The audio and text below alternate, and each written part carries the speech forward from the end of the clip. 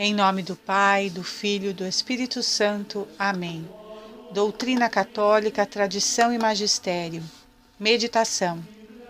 A ignorância invencível, Lutério e sua seita. Lamentemos esta cruel laceração. Há 500 anos, Martinho Lutero se revoltava contra a Igreja, arrastando consigo 1/3 da Europa. Foi provavelmente a maior perda sofrida pela Igreja Católica durante sua história, depois do cisma do Oriente, em 1054. Assim, ele privou milhões de almas dos meios necessários à salvação, afastando-as não de uma organização religiosa entre tantas, mas realmente da única Igreja fundada por nosso Senhor Jesus Cristo, da qual ele negou o caráter sobrenatural e sua necessidade para a salvação. Ele desfigurou completamente a fé, cuja qual ele rejeitou os dogmas fundamentais, que são o santo sacrifício da missa, a presença real na Eucaristia, o sacerdócio, o papado, a graça e a justificação. Na base de seu pensamento, que ainda hoje é a base do protestantismo em seu conjunto, há o livre exame. Este princípio equivale a negar a necessidade de uma autoridade sobrenatural e infalível que possa se impor aos julgamentos particulares e interromper os debates existentes entre aqueles que ela tem por missão guiar no caminho do céu. Este princípio, claramente reivindicado, torna totalmente impossível o ato de fé sobrenatural que repousa sobre a submissão da inteligência e da vontade à verdade revelada por Deus e ensinada pela Igreja Católica com autoridade. O livre exame, definido como princípio, não torna somente inacessível a fé sobrenatural, que é o caminho da salvação. Quem não crer será condenado, Marcos 16:16, mas também torna impossível a unidade na verdade. Dessa forma, estabeleceu como princípio a impossibilidade dos protestantes obterem tanto a salvação eterna como a unidade na verdade. E, de fato, a multiplicação de seitas protestantes não para de crescer desde o século XVI. Diante de um espetáculo tão desolador, quem não compreenderia os esforços empregados maternalmente pela verdadeira Igreja de Cristo em buscar a ovelha perdida? Quem não saudaria suas numerosas iniciativas apostólicas para libertar tantas almas aprisionadas neste princípio falacioso que lhes interdita o acesso à salvação eterna? Esta preocupação em retornar à unidade da verdadeira fé e da verdadeira Igreja atravessa os séculos. Não é nada novo, basta considerar a oração da Sexta-feira Santa. Oremos pelos hereges e cismáticos, para que Deus, nosso Senhor, os liberte de todos os erros e se digne reconduzi-los ao seio da Santa Amada Igreja Católica e Apostólica. Onipotente e eterno Deus, que salvais a todos os homens e não quereis que ninguém se perca, tende compaixão das tantas almas seduzidas pelos artifícios do demônio, a fim de que os corações transviados abandonem toda a maldade herética e se arrependam e voltem a participar de sua verdade. Esta linguagem tradicional não deixa nenhuma margem à confusão tão difundida atualmente em nome de um falso ecumenismo. As advertências da Congregação do Santo Ofício, em 1949, seguidas de vários documentos pontifícios, dos quais o mais importante é certamente a carta encíclica Mortalium Animus, de Papa Pio XI, 1928, estas justas advertências parecem agora ser letra morta. No entanto, os perigos deste irenismo ecumênico, denunciado por Pio XII na Humanitas Generis, 1950, são imensos e gravíssimos porque ele desencoraja as conversões ao catolicismo. Qual protestante, vendo os elogios às riquezas e veneráveis tradições da reforma de Lutero, sentiria a necessidade de se converter? Por outro lado, a própria palavra conversão está atualmente banida do vocabulário católico oficial, desde que se trate das outras denominações cristãs. Além disso, essa nova atitude, feita de louvores pelo protestantismo e de arrependimentos para o catolicismo, provoca, é um fato, a perda da fé de inúmeros católicos. Todas as pesquisas sobre a fé dos católicos evidenciam a devastação que este alinhamento terrível com protestantes produz. Quantos católicos estão infectados neste século pelo que a Igreja condenou até o Vaticano II, sob o nome de indiferentismo? Erro funesto que afirma que todos estão salvos, seja qual for sua religião. Erro que se opõe diretamente aos ensinamentos mesmos de nosso Senhor Jesus Cristo e de toda a Igreja. No entanto, ao se denunciar este erro contra a fé católica bimilenar, somos considerados imediatamente como fanáticos ou extremistas perigosos. É também em nome deste novo ecumenismo que foi inventada a nova liturgia. Ela mantém de tal modo vínculos com a ceia protestante que vários teólogos protestantes puderam afirmar a possibilidade de seus correligionários utilizarem o novo missal católico, assim como Marx Turnham em Taizé. E durante este tempo, os filhos da Igreja Católica foram privados dos mais belos tesouros do louvor divino e graça. Graças a Deus, Bento XVI declarou corajosamente que a liturgia multissecular jamais havia sido abrogada.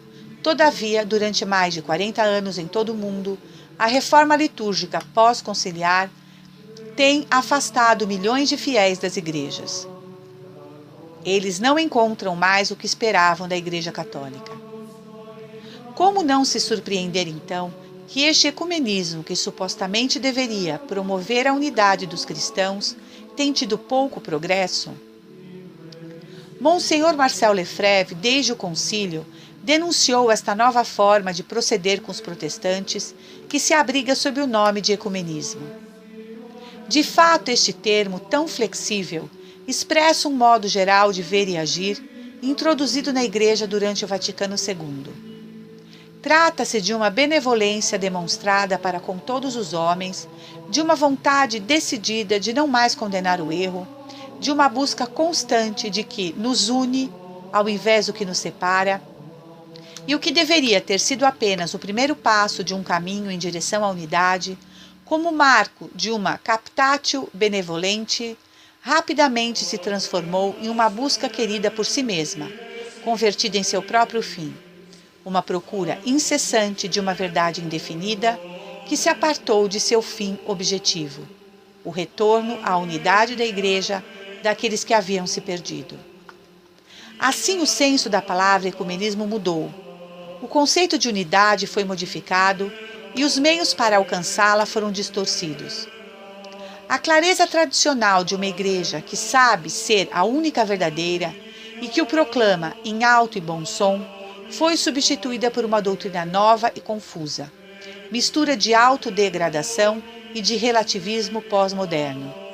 Não possuímos toda a verdade, por exemplo, o que leva atualmente uma grande maioria dos católicos a rejeitar a afirmação de que só há uma via de salvação e que recebemos do próprio Jesus Cristo.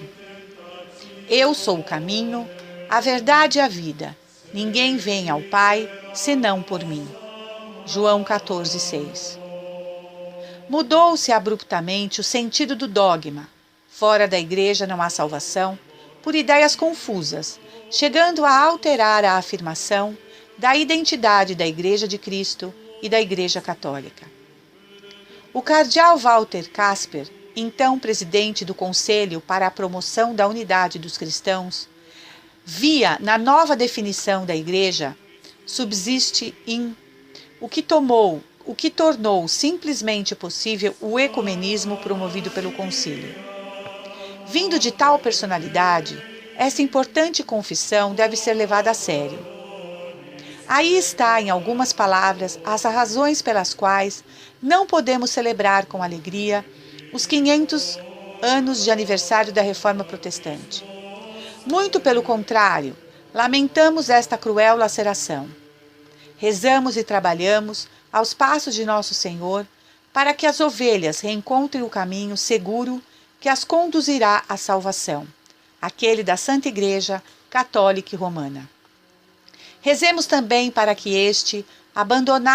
seja abandonado quanto antes este irenismo ilusório e para que em seu lugar renasça um verdadeiro movimento de conversão, tal como existia antes do concílio, particularmente nos países anglo-saxões.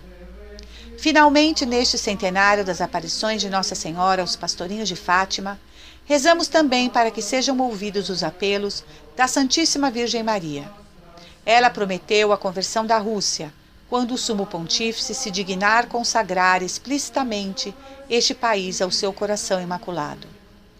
Vamos redobrar nossas orações e sacrifícios, a fim de que, sem tardar, a promessa da Mãe de Deus se torne realidade. Que ela se digne, com seu divino Filho, cum prole pia, abençoá-los neste tempo pascual e nos conduza a todos à bem-aventurança eterna. Fonte, Domingo de Páscoa de 2017, Dom Bernardo Feley, Superior-Geral da Fraternidade Sacerdotal, São Pio X. Fora da Igreja não há salvação. Catecismo da Igreja Católica 846. Como deve entender-se esta afirmação, tantas vezes repetida pelos padres da Igreja? Formulada de modo positivo, significa que toda a salvação vem de Cristo, cabeça, pela Igreja, que é seu corpo. O Santo Concílio ensina, apoiado na Sagrada Escritura e na tradição, que esta Igreja, peregrina na terra, é necessária a salvação. De fato, só Cristo é mediador e caminho de salvação. Ora, Ele torna-se-nos presente no seu corpo, que é a Igreja. Ao afirmar-nos expressamente a necessidade da fé e do batismo, Cristo confirma-nos ao mesmo tempo a necessidade da própria Igreja, na qual os homens entram pela porta do batismo. É por isso que não se podem salvar aqueles que, não ignorando que Deus, por Jesus Cristo, fundou a Igreja Católica como necessária, se recusam a entrar nela ou a nela perseverar. Número 847. Esta afirmação não visa aqueles que, sem culpa de sua parte, ignoram Cristo e sua Igreja. Com efeito, também podem conseguir a salvação eterna aqueles que, ignorando sem culpa o Evangelho de Cristo e sua Igreja, no entanto procuram Deus com um coração sincero e se esforçam, sob o influxo da graça, por cumprir a sua vontade conhecida através do que a consciência lhes dita. 848. Muito embora Deus possa, por caminhos só dele conhecidos, trazer a fé, sem a qual é impossível agradar a Deus, homens que sem culpa sua ignoram o Evangelho, a Igreja tem o dever e ao mesmo tempo o direito sagrado de evangelizar todos os homens. Sobre este dificílimo tema dos que ignoram ou não conhecem a Deus, o doutor angélico Santo Tomás de Aquino ensina. São Tomás de Aquino, de Veritate, 14 a 11, ad 1. Objeção. É impossível que alguém possa ser criado na floresta ou entre lobos. É possível que alguém possa ser criado na floresta ou entre lobos. Tal homem não pode saber explicitamente algo da fé. A esta objeção, São Tomás responde: é característica da divina providência proporcionar a cada homem o necessário para a salvação, sempre que de sua parte não haja obstáculo algum. No caso de um homem que busca o bem e aparta-se do mal pela guia da razão natural, Deus o revelaria através da inspiração interior o que deve ser crido, ou enviar-lhe-ia um pregador da fé. Se um homem nascido entre nações bárbaras faz o que pode, Deus mesmo lhe mostrará o que é necessário para a salvação. seja por inspiração ou enviando-lhe um mestre. Se um homem não tiver alguém que lhe possa instruir, Deus mostrar-lhe-ás, ao menos que deseje culpavelmente permanecer onde está. Fonte São Tomás de Aquino, Suma Teológica. Também sobre este tema diz outro grande doutor da Igreja, Santo Afonso Maria de Ligório, Sermões, 1760. Quantos nascem entre os pagãos, entre os judeus, entre os maometanos e hereges, e todos estão perdidos. Se és ignorante das verdades da fé, estás obrigado a aprendê-las. Todo cristão está obrigado a aprender o credo, o Pai Nosso e a Ave Maria, sob pena de pecado mortal. Muitos não têm ideia da Santíssima Trindade, da encarnação, do pecado mortal, do juízo, do paraíso, do inferno, da eternidade. E esta ignorância deplorável os condena. Fonte Sermões de Santo Afonso Maria de Ligório, 1982, página 219. Ainda Santo Afonso, em seu memorável livro Preparação para a Morte, ensina: quão agradecidos devemos estar a Jesus Cristo pelo dom da fé. Que seria feito de nós se houvéssemos nascido na Ásia, África, América ou entre hereges e cismáticos? O que não crê está perdido. Esta foi, pois, a primeira e maior graça que nos foi dada, a de termos sido chamados à verdadeira fé. Ó Salvador do mundo, que seria de nós se não nos tivesseis iluminado? Teríamos sido como nossos antepassados, que adoravam animais ou blocos de pedra e madeira, e teríamos então nos perdido. Fonte Santo Afonso Maria de Ligório, Preparação para a Morte, versão não abreviada, Padres Redentoristas, 1926, página 339. O Papa Pio IX falou da ignorância invencível em sua encíclica Quanto Confisciamur Moerori, de 10 de agosto de 1863, de forma brilhante, muito clara. E aqui, queridos filhos e veneráveis irmãos, é mister recordar e censurar novamente o gravíssimo erro no qual miseramente se encontram alguns católicos ao opinarem que homens que vivem no erro e apartados da verdadeira fé e da unidade católica podem obter a salvação eterna. O que certamente é oposto em sumo grau à doutrina católica.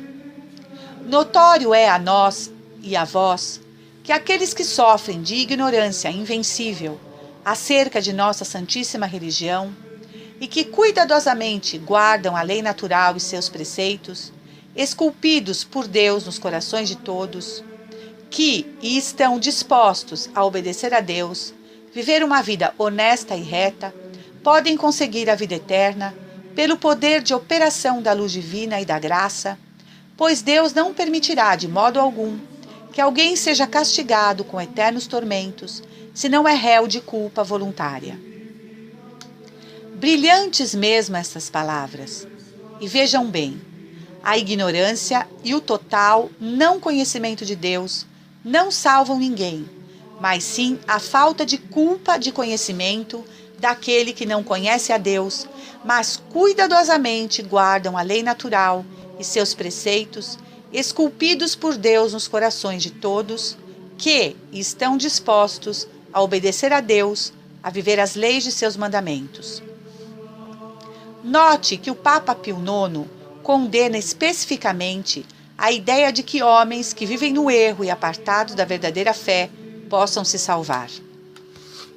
O que é, pergunto eu, a ideia da salvação para os ignorantes invencíveis, pura e simplesmente? É claramente a ideia de que um homem que vive em erro e apartado da verdadeira fé pode se salvar. E isso não é correto, não pode ser aceito. Note uma vez mais que o Papa Pio IX não disse, em parte alguma de sua encíclica, que o invencivelmente ignorante se pode salvar no estado em que está. Ele, ao invés, está a reiterar que os ignorantes, que cooperam com a graça de Deus, guardarem a lei natural e responderem ao chamamento de Deus, podem, por poder de operação da luz divina e da graça de Deus, iluminados pela verdade do Evangelho, alcançar a vida eterna. De acordo com a definição específica da Sagrada Escritura, a luz divina é a verdade do Evangelho de Jesus Cristo, a fé católica, que tira o ignorante das trevas. Papa Paulo III, Concílio de Trento, seção 6, sobre a justificação, capítulo 15. Também se deve asseverar que não só com a infidelidade pela qual se perde a mesma fé, mas também por qualquer outro pecado mortal, ainda que se não perca a fé, se perde a graça da justificação que se havia recebido. Defendendo nisto a doutrina da lei divina, que não só exclui do reino de Deus os infiéis, mas também os fiéis fornicários, adúlteros, lascivos, concubinários de varões, ladrões, avarentos, beberrões, malédicos, roubadores, 1 Coríntios 6, 9, e todos os que cometem pecados mortais. O dogma fora da Igreja não há salvação foi definido solenemente por papas, pelo menos 7 vezes em pronunciamentos desde a Cátedra de São Pedro. Papa Inocêncio III, Quarto Concílio de Latrão, Constituição 1, 1215, ex cátedra. Uma só é a Igreja Universal dos Fiéis, fora da qual absolutamente ninguém se salva, na qual Jesus Cristo é tanto sacerdote como sacrifício. Papa Clemente V, Concílio de Viena, Decreto 30, 1311, 1312, ex cátedra. Uma vez que há, tanto para regulares e leigos, para superiores e súditos, para isentos e não isentos, uma Igreja universal, fora da qual não há salvação, e há para todos esses um só Senhor, uma fé, um batismo. Papa Eugênio IV, Concílio de Florença, seção 8, 22 de novembro de 1439. Quem quiser salvar-se deve, antes de tudo, professar a fé católica, porque aquele que não a professar integral e inviolavelmente perecerá sem dúvida por toda a eternidade. A Santa Igreja Romana crê firmemente, professa e prega que nenhum dos que estão fora da Igreja Católica, não só pagãos como também judeus, heréticos e cismáticos, poderá participar na vida eterna, mas que irão para o fogo eterno, que foi preparado para o demônio e seus anjos, a não ser que ela se una antes de morrer, e que é tão importante a unidade do corpo da Igreja, que só os que nela permanecem lhe aproveitam para a salvação, os sacramentos da Igreja, e lhes dão um prêmio eterno, os jejuns, as esmolas e as demais obras de piedade e os exercícios do dever cristão. E que ninguém, por mais esmolas que dê, ainda que derrame seu sangue pelo nome de Cristo, pode salvar-se se não permanecer no seio e na unidade da Igreja Católica. Papa Leão X, Quinto Concílio de Latrão, seção 11, 19 de dezembro de 1516. Ex cátedra. Uma é, com efeito, a Igreja Universal dos regulares e seculares, dos prelados e súditos, dos isentos e não isentos, fora da qual absolutamente ninguém se salva, e todos eles têm um Senhor e uma fé. Papa Pio IV, Concílio de Trento,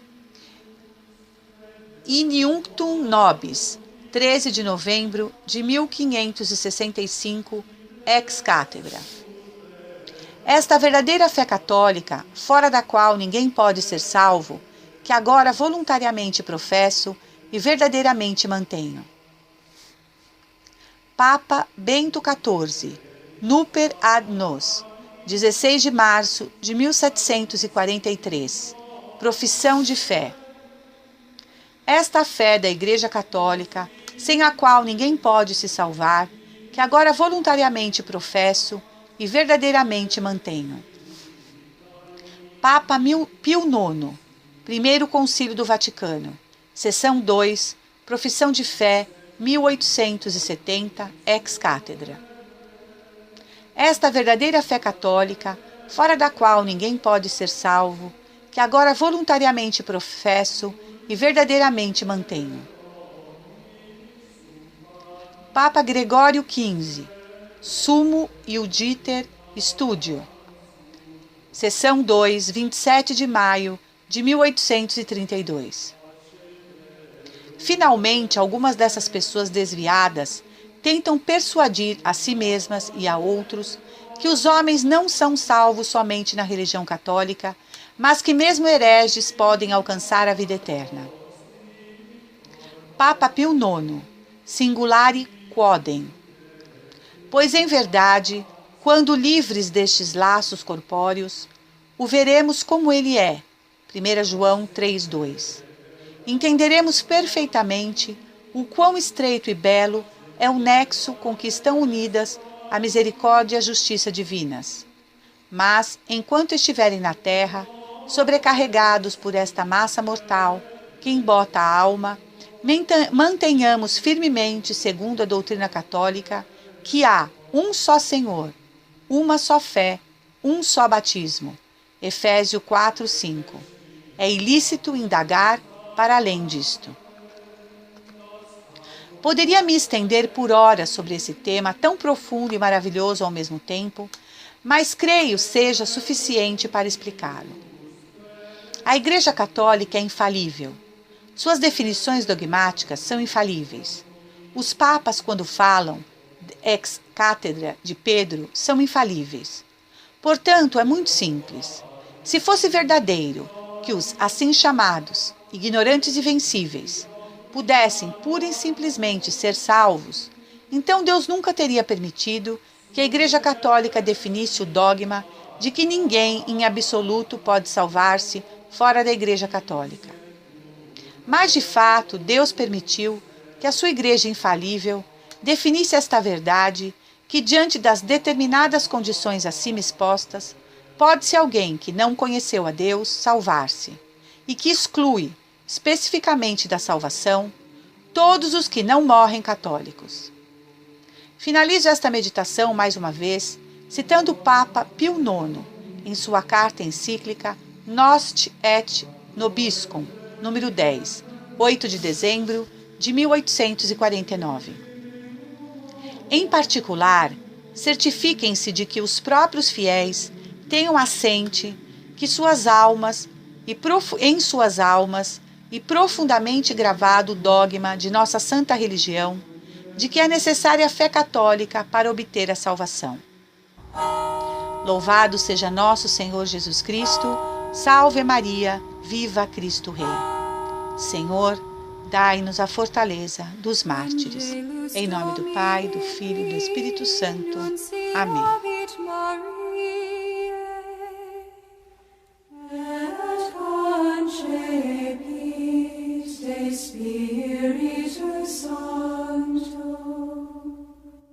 Ave Maria, gratia plena Dominus tecum, benedicta tu in mulieribus, et benedictus fructus ventris tui, Iesus.